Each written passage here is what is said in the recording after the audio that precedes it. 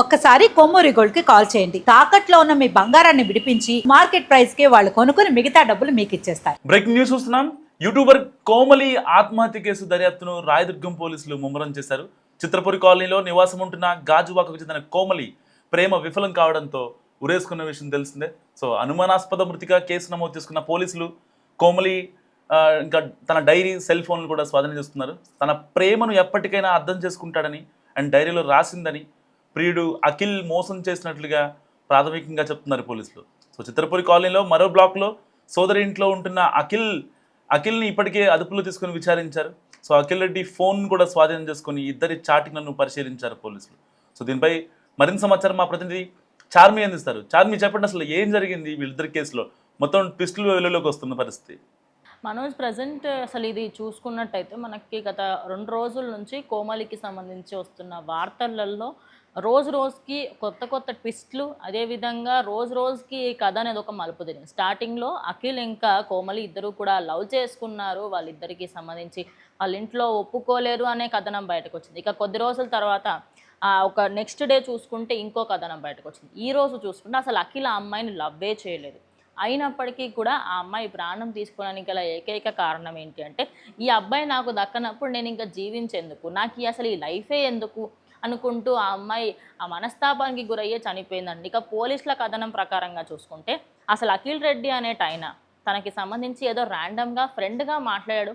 ఆ ఫ్రెండ్షిప్ కాస్త కొంచెం బెస్ట్ ఫ్రెండ్గా ముందుకెళ్ళాలనుకుంది. ఎప్పుడైతే ఆ అమ్మాయి తన ప్రపోజల్ని పెట్టిందో అప్పుడు ఆయన రిజెక్ట్ చేస్తాడు. దానివల్లనే చనిపోయిందని తెలుస్తుంది. కానీ ఒక్కసారి ఈ అమ్మాయికి సంబంధించి చనిపోకన్నా ముందు తిను రాసుకున్న డైరీలో, నువ్వు ఏ రోజైనా నా దగ్గరకు వస్తావన్న నమ్మకం నాకుంది, ఖచ్చితంగా నువ్వు వస్తావని తెలుసు అన్నట్టుగా రాసిన కొన్ని ఏదైతే పిక్చర్స్ ఉంటాయో వాటికి సంబంధించి ఒక డైరీలో, మనోజ్ మీరు నమ్మరు, ఆమె నువ్వు నాతో మాట్లాడక ఎన్ని రోజులైంది, ఎన్ని గంటలైంది అంటూ డే 1, డే 2, డే 30 అనుకుంటూ రాసి ఐ మిస్ యూ అఖిల్ అని రాసిన కొన్ని.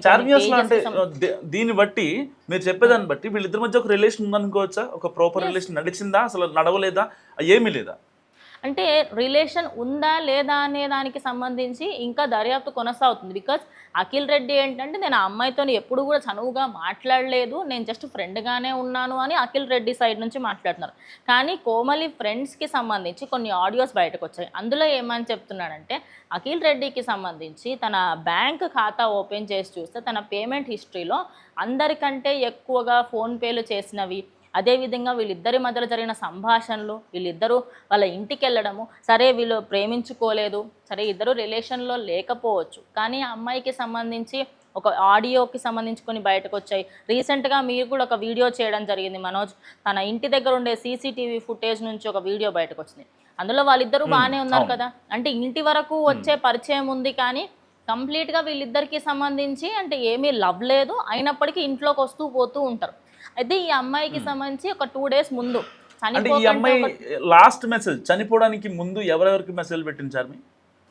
వాళ్ళ ఫ్రెండ్స్కి సంబంధించి ఒక 2 days నుంచి ఎవరితో మాట్లాడలేదు, కానీ తన ఇంటి దగ్గర ఉండే ఫ్రెండ్స్ ఎవరెవరైతే ఉంటారో, అదేవిధంగా తను యూట్యూబ్లో ఇన్ని రోజుల పాటు తనకి సంబంధించి కొన్ని పాజిటివ్ వీడియోసే బయటకు వచ్చాయి, కానీ ఈ ప్రాంక్ వీడియోస్ సేమ్ ఈ మధ్య కాలంలో ఈ చప్రీ గ్యాంగ్ అని ఒకటి తయారవుతుంది అనమాట. ఈ గ్యాంగ్ అంతా ఏంటి అంటే, ఎక్కడా లేనంత వల్గారిటీ, ఎక్కడా లేనంత సెన్సిబుల్ కంటెంట్ని, అంటే ప్రెగ్నెన్సీ అనే పెద్ద విషయాలకి సంబంధించి చాలా చిన్నగా, లవ్ అఫేర్స్కి సంబంధించి తప్పుడుగా మాట్లాడే ఈ బ్యాచ్లో కోమలి కూడా ఒక మెంబర్.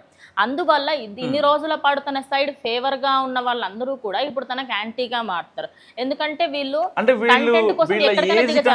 ఎక్కువగా మాట్లాడడం కావచ్చు, ఆ బూతులు కావచ్చు, 18+ వర్డ్స్ కావచ్చు, అసలు వీళ్ళు అంటే ఇలాంటి కల్చర్ చాలా మంది యూట్యూబ్ ఛానల్స్ పెట్టుకుని చేస్తున్న పరిస్థితి. సో అంటే ఈ సమాజానికి ఏం మెసేజ్ ఇస్తారు చార్మి అసలు? ఎగ్జాక్ట్లీ మనోజ్, నేను అదే పాయింట్ దగ్గరకు వస్తున్నాను. బికాజ్ వీళ్ళు అందరూ కూడా అండర్ 18 ఏజ్లోనే, అండర్ 18, అండర్ 20 గట్టిగా మాట్లాడితే ఓటు హక్కు లేని దాఖలాలు ఇవన్నీ. కానీ వీళ్ళు చేసే వీడియోలు కానీ, వీళ్ళు చేసే అదేమంటారు ఆ భాష కానీ, ఇప్పుడు నార్మల్గా ఒక మనిషి మాట్లాడేటప్పుడు ఒక మహా అంటూ 2 బూతులు వస్తాయి, కానీ వీళ్ళు మాట్లాడుతుంటేనే బూతుల్లో వాక్యాలు వెతుక్కోవాలంటే మంచి వాక్యాలు ఎక్కడ ఉన్నాయి అని, అంత దారుణమైన వీడియోలు. ఇంకోటి ప్రాంక్ వీడియోలు. ప్రాంక్స్ అంటే ఏంటి, చిన్న అంటే చిన్న ఇదంతా విషయాలకి ఫేమ్ కోసం అనుకోవచ్చు చార్మి, Fame వీళ్ళు కోసమే, బూతులు yes. మాట్లాడటం, ఒక ఇద్దరు Exactly అమ్మాయిలు fame ముగ్గురు కోసం. అబ్బాయిలు కూర్చొని Yes. ఏదో బాతాకర్ణి పెట్టినట్టుగా మాట్లాడుకోవడం, ఏంటి దీని వీటి కాన్సెప్ట్ ఏంటి అసలు? ఏం లేదు మనోజ్ గారు, ఒక్కటి సింపుల్గా మనోజ్ మీకు ఒక్కసారి నేను సింపుల్ వేలో చెప్తాను. ఇప్పుడు ఒక వీడియోలో ఎలాంటి బూతులు లేవు, ఎక్కువ మంది చూడరు. అదే కాకుండా స్టార్టింగ్లో ఒక ప్రోమో, బండ బూతులు తిట్టుకుంటూ ఒక ప్రోమో, వీడియో మొత్తం వెయిట్ చేస్తారు, అబ్బా ఎప్పుడెప్పుడు ఆ బూతులు వస్తాయి, ఎప్పుడెప్పుడు విందాం. ఇదంతా కూడా ఫేమ్ గేమ్. ఇదంతా కూడా నెక్స్ట్ వాళ్ళకి సంబంధించి ఇప్పుడు వచ్చే జనరేషన్కి వీళ్ళు అసలు ఏం ఎగ్జాంపుల్ ఇస్తున్నారు, ఏమీ అర్థం కాని పరిస్థితి. ఎందుకంటే వీళ్ళని చూసి ఇంకా ఎక్కువ మంది తయారవుతున్నారు. నిజానికి కొన్ని యూట్యూబ్ ఛానల్స్లలో వీళ్ళ పేర్లు అఫీషియల్గా చెప్పలేకపోతుందని చెప్పాల్సిన అవసరం వస్తే మాత్రం మండ బూతులు తిట్టవచ్చు. అంత దారుణమైన కంటెంట్. ఒక్క మాట కూడా బూతులు లేకుండా ఉండదు, ఒక్క వీడియో కూడా అడల్టరేటెడ్ కంటెంట్ లేకుండా ఉండదు. ఒకసారి ప్రెగ్నెన్సీ అంటారు, ఇంకోసారి విడాకులు అంటారు. అదే విధంగా ఒక్క అంటే వీళ్ళ ఎండ్ ఆఫ్ ది కాన్సెప్ట్ నిజంగా ఓన్లీ సోషల్ మీడియాలో ఫేమ్ అవడమేగా, ఖచ్చితంగా ఇన్ఫ్లుయెన్సర్ గా, సోషల్ సో మీడియాలో కాల్డ్ ఫేమస్ ఇన్ఫ్లుయెన్సర్ గా చెప్పుకోవడం కోసం. ఎస్, సో కాల్డ్ ఇన్ఫ్లుయెన్సర్గా చెప్పుకోవడానికి, అదేవిధంగా ఇప్పుడున్న యూత్ని మ్యానిపులేట్ చేయడానికి. ఇప్పుడు మనోజ్, ఈ యూత్ అంతా కూడా ఎవరెవరైతే వీళ్ళ వీడియోస్ చూస్తారో అంతా కూడా అండర్ 18. వీళ్ళందరికీ మైండ్లో ఒక భూతాన్ని పెడుతున్నారు. అంటే మేము కూడా రేపటి రోజు ఇలాంటి వీడియోస్ చేస్తే పబ్లిక్ మమ్మల్ని చూస్తారు, పబ్లిక్ మమ్మల్ని అడ్మైర్ చేస్తారు, మాకు చదువు అక్కర్లేదు. నిజానికి వీళ్ళల్లో ఎవరికి కూడా ఒక ఇంటర్ సర్టిఫికేట్ కూడా ఉండదు. గట్టిగా మాట్లాడితే డిగ్రీ వరకు కూడా కోమలి కూడా ఇంతకు ముందు గతంలో ఎలాంటి వీడియోస్ చేసిందా? ఎస్, చాలా.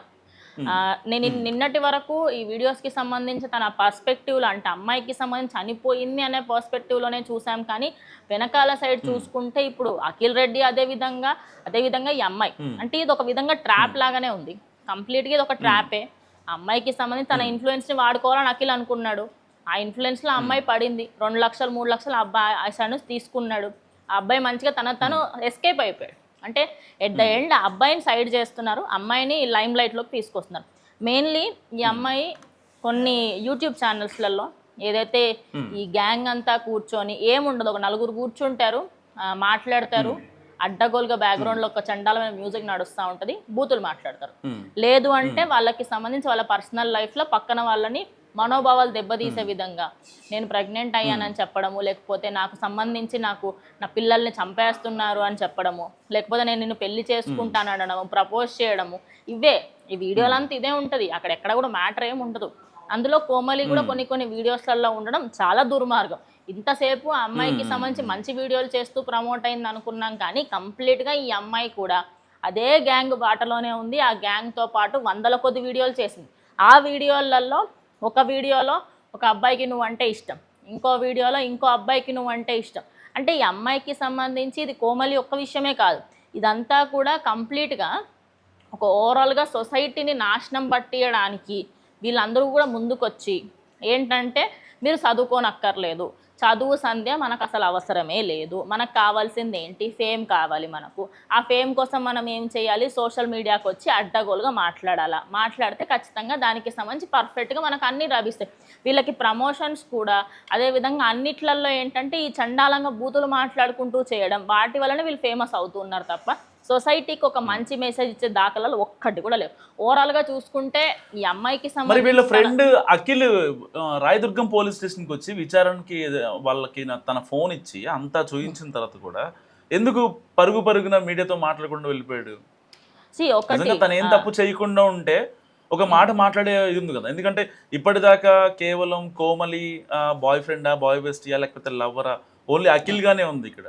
సో ఇంకొకళ్ళు అక్కడ ఆ స్పేస్ ని ఆక్యుపై చేయడం కుదరదు. మరి అతను ఎందుకు మొహం చాటేశాడు? ఇప్పుడు ఇక్కడ ఏమైపోతుందంటే అఖిల్ ఆయన సైడ్ నుంచి ఆయన చెప్పట్లేదు, ఇటు అమ్మాయికి సంబంధించిన సైడ్ నుంచి వాళ్ళ ఫ్రెండ్స్ ఏం బయటకు వచ్చి మాట్లాడలేడు. సో ఇప్పుడు ఎవరి కథనం వినా ఇప్పుడు జనాలకి ఆ అమ్మాయి చనిపోవడానికి రీజన్ ఒక లవ్ మాత్రమే అంటే కాదు, ఏదో జరిగింది, సంథింగ్ హ్యాపెన్. ఒక 6 నెలల కిందట కూడా చనిపోయే ప్రయత్నం చేసిన ఈ అమ్మాయి మరి 6 నెలల కిందట ఏం రీజన్ అయింది? అప్పట్లో ఇంకొక అమ్మాయి తన ఫ్రెండ్ ఒక ఆవిడ మాట్లాడుతున్న ఆడియో కాల్లో ఏమని చెప్తుందంటే అఖిల్ రెడ్డికి ఆల్రెడీ ఒక అమ్మాయితో అఫేర్ ఉంది. ఎందుకు ఉండదు మనోజ్? జస్ట్ ఇమాజిన్, ఆయనకు ఆల్రెడీ 30 సంవత్సరాలు ఉంటాయి, అట్లీస్ట్ 25 ఇవ్వనే ఉంటాడు. ఆ అమ్మాయి కంటే చాలా సంవత్సరాలు పెద్దోడే, ఖచ్చితంగా తనకి సంబంధించి సాఫ్ట్వేర్ కంపెనీలో పనిచేస్తున్నాడు. ఇంతవరకు ఆయన యూట్యూబర్ అన్నారు, ఇప్పుడు ఆయన యూట్యూబర్ కూడా కాదు, ఏదో ఒక సాఫ్ట్వేర్ కంపెనీలో పని చేస్తున్నాడు. ఈమె సైడ్ నుంచి డబ్బులు లాక్కోవాలనుకున్నాడు, ఈమె ఫేమ్ని వాడుకోవాలనుకున్నాడు, ఆయన దాంట్లో సఫలం అయ్యాడు కొంత గొప్ప. కానీ దాని తర్వాత నుంచి అఖిల్ కి డబ్బులు వెళ్ళిన మాట వాస్తవమా? ఎస్, ఆయన తన ఫ్రెండ్స్ అఫీషియల్గా కొన్ని ఛానల్స్కి చెప్పడం జరిగింది. అందులో ఒక 2 లక్షల నుంచి 3 లక్షల వరకు వెళ్ళింది. తను గిఫ్ట్లు కూడా ఎన్నో ఇచ్చేది అని, తన ప్రమోషన్లో వచ్చిన డబ్బులలో కొంత గొప్ప అబ్బాయికి ఎప్పుడు సహాయం చేసేదని, అది నార్మల్గా అయినా కూడా ఎలా అయినా సహాయం చేసేదని చెప్తున్నారు. ఇక అబ్బాయి వాళ్ళ అక్కకి అంటే తెలిసినప్పుడు ఇప్పుడు ఈ రకంగా చూసుకుంటే వాళ్ళ అమ్మ దుబాయ్లో ఉంటారు, కోమలి వాళ్ళ అమ్మ దుబాయ్లో ఉంటారు. సో ఇప్పుడు ఇక్కడ వాళ్ళ తమ్ముడు ఉండడం జరుగుతుంది అండ్ ఈవిడ కూడా ఓ పక్క ఆవిడ బిఎస్సి చదువుతుంది మల్లారెడ్డి యూనివర్సిటీలో. సో అంటే వాళ్ళ డబ్బులు వాళ్ళకే సరిపోతాయి. సరే ఈ అమ్మాయి ఇంకేమన్నా యాడ్స్ చేస్తుందా లేకపోతే కొలాబరేషన్ చేస్తుందా? సరే మహా అయితే కొలాబరేషన్ వస్తే ఒక వీడియోకి ఒక 3,000 5,000 వేసుకుందాం. ఆవిడ మణికొండలో చిత్రపురి కాలనీలో ఉంటుంది. సో మెయింటెనెన్స్ ఉంటుంది అండ్ కాలేజ్కి వెళ్ళాలి. సో పార్ట్ టైమ్గా వీడియోస్ చేసుకుంటూ ఉండాలి. తన మెయింటెనెన్స్ కావచ్చు, తన అవుట్ఫిట్ స్టైల్ కావచ్చు. సో ఇవన్నీ అంటే ఇంకా తన దగ్గర ఇంకా డబ్బులు ఎక్కడ ఉండే పరిస్థితి అండ్ ఆ డబ్బుల కోసం అఖిల్ ఎందుకు ఆరాటం? యూట్యూబే కాకుండా తనకి సంబంధించి ఇన్స్టాగ్రామ్, అదేవిధంగా యూట్యూబ్లో ఈ ప్రమోషన్స్ చేసేది, కొంత గొప్ప ఆ ప్రమోషన్స్లలో మనీ వచ్చేవి. అదే కాకుండా ఈ అమ్మాయికి సంబంధించి తను ముందు నుంచి అయినా కూడా యాక్టర్ అవ్వాలి అనే ఒక కళతోని, మంచిగా ఫేమ్ తెచ్చుకోవాలనే పర్స్పెక్టివ్తోని ఫస్ట్లో స్టార్ట్ చేసింది. ఎప్పుడు అంటే తను ఇన్స్టాగ్రామ్, యూట్యూబ్ అంతా స్టార్ట్ చేసిన కొత్తలో పాజిటివ్ వేలో స్టార్ట్ చేసినప్పటికీ మెల్లిమెల్లిగా ఈ గ్యాంగ్ ఏదైతే ఉంటుందో, అంటే మ్యానిపులేట్ చేసే ఒక గ్యాంగ్ అంతా కూడా మీరు మా సైడ్ వచ్చేయచ్చు కదా అనుకున్నారు, లేకపోతే ఈ అమ్మాయి అక్కడికి వెళ్ళింది అదేంటో తెలియదు. సో ఇక్కడ ఏమవుతుందంటే ఒక టీంకి సంబంధించి ఒక ఛానల్లో మీరు పనిచేస్తున్నారు, ఆ ఛానల్లో ఒక 4-5 ఉంటారు, ఇట్లా పెద్దగా టీం అన్నట్టుగా ఏం, ఆ 4తో పాటే కంప్లీట్గా నడుస్తూ ఉంటుంది. అందులో కొంచెం షేర్ కూడా ఉంటుంది. అలా తిన సైడ్ నుంచి తనకి సంబంధించి తన ఖర్చులన్నీ అయిపోయిన తర్వాత, తన మెయింటెనెన్స్ అంతా అయిపోయిన తర్వాత ఈ అబ్బాయికి ఇచ్చేది, ఈ అబ్బాయితో ఎన్నోసార్లు మాట్లాడేదని, ఆ అబ్బాయికి సంబంధించి డబ్బుల విషయంలో చాలా హెల్ప్ చేసింది అని ఒక ఆవిడ తను ఒక ఆడియో కాల్ మీరు చెప్పేదాన్ని బట్టి ఇక్కడ అఖిల్ సేవ్ అయిపోయినట్టేనా చార్మి? నాకేం తెలియదు, కేవలం అమ్మాయి ఫోర్స్ చేస్తుందని చెప్పి అఖిల్ విచారణలో పోలీసులు చెప్పిన పరిస్థితి. సో ఇలాంటి నేపథ్యంలో ఒక రకంగా అఖిల్ సేవ్ అయిపోయినట్టేనా ఆఫ్ ది రికార్డులో? అఖిల్ ఇప్పుడు పోలీసులకి చెప్పిన దాని పరంగా చూస్తే ఆయన నా తప్పేం లేదు సార్, నేను నా సైడ్ నుంచి ఆ అమ్మాయిని నేను ఎప్పుడు ఫ్రెండ్గానే అనుకున్నానని చెప్తున్నారు. అసలు ఆయనకి సంబంధించి ఏ రోజు కూడా ఆయన ఆ లవ్ అనే పర్స్పెక్టివ్ని చూపించలేదట, ఆ లవ్ అనే యాంగిల్ని చూపించలేదట. కానీ వాళ్ళ ఫ్రెండ్స్ ఏమో ఇలా మాట్లాడుతున్నారు.